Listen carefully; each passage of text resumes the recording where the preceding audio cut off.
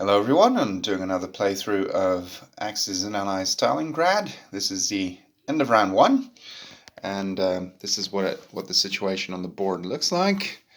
Well, let me just start here at the top of the board.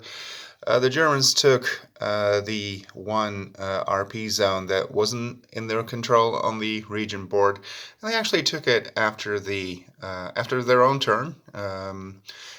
They didn't even need to defend on the Russian turn to take it, so that went pretty well. Overall, I would say it went pretty well for the Germans.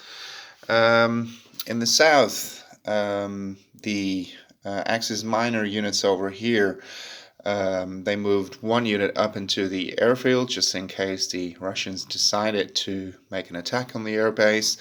Which would be very risky, obviously. But yeah, if they had scored 2 hits, the Germans would have lost an important portion of their air force. The Russians didn't try it in the first place.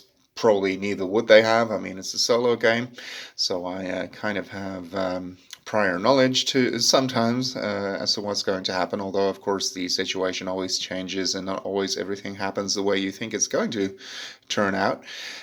So I placed one extra unit here to really deter the Russians from even trying that, so I could have taken the well, the Russian fighter, if it had scored. I mean, yes, it could have chosen a German fighter, but you know, just to make it less desirable for them, I moved one of the infantry up here. The other two I moved there. Another option would have been to move them over here so they could form some kind of extra barrier later on for the Uranus attack, because these two zones are where Operation Winter Storm, where those units are placed, and obviously, well, certainly you don't want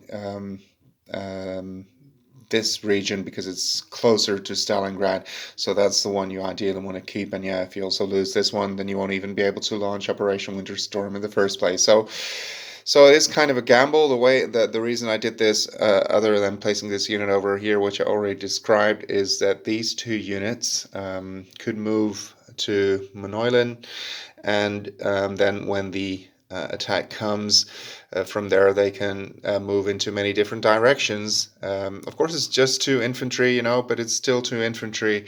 Maybe by then a few of the tanks will have been moved back here as well. This is a very strategic area for the counterattack because, as I said, you can move into all directions and meet the threat, so that's actually a pretty good zone to do that. Vertiaci was also taken. The Russians actually launched a counterattack, and they launched 2 of them, and they were pretty unsuccessful. They put the 2 infantry from Potomnik over there as well. Not quite sure. Yeah, I believe there was 1 unit remaining or something after the German turn, but there were really were a couple of units over there, and yeah, they were all destroyed. The Germans rolled very well on the defense in the Russian counterattack. I was hoping to slow them down a little bit more. Now, obviously, on the next round, round 2, they will already be able to move into Orlovka, so into the city proper. I was hoping to delay them 1 more turn with the Russians, but that didn't happen. Here in Kalach, the Russians were a bit more successful on their turn. They actually destroyed the Germans, and the Germans put a minimum of units over there, hoping to lock those units in place. Well, that worked. I mean, during the Russian movement phase, there was still a German infantry left over here, which of course kept them there. But yeah, now they could basically move over here. Not that it will do them much good at this point, but theoretically they could. Over here also, same reason. I didn't put many German units there. I simply wanted to make sure that the Russians wouldn't be able to move anywhere else. And they succeeded in doing so. Here, the Axis scored 1 hit, and on the Russian turn it was the other way around. Yeah, it was actually the other way around. The first round, the Axis miners lost a unit, and the second battle phase, so to speak, when the Russians had to attack, the Axis miners lost 1. Oh no, the Russians themselves lost 1. Abgonorevo station was taken right away on the German turn, so that didn't take very long. Over here there was a counterattack as well, Well, you could call it somewhat successful in the sense that an infantry from here and infantry from there, they both moved in, and I think two infantry from here, but there's only one left. They didn't score too many hits on the Germans, but all the German die rolls were hits. But yeah, at least these units are on round two. They won't be able to move here, but yeah, still with no step back into effect on round two as well. These units won't be able to. Well, they actually will be able to move in there unless the Germans move one unit over there, which means that they would be adjacent and they wouldn't be allowed to move in there. Yeah, so the road to Stalingrad is certainly open in many places. In one of these battles, the Russians actually also sent in their air force, and they lost a fighter because the Germans really rolled incredibly well. I think that was in Vertiaci, and the infantry scored 4 hits or something on the defensive fire round. Um, the as I said, the Russians were really hoping to slow the Germans down there because it's the shortest route to Stalingrad, which I also explained in my previous video, which was on the German strategy, German opening in round one.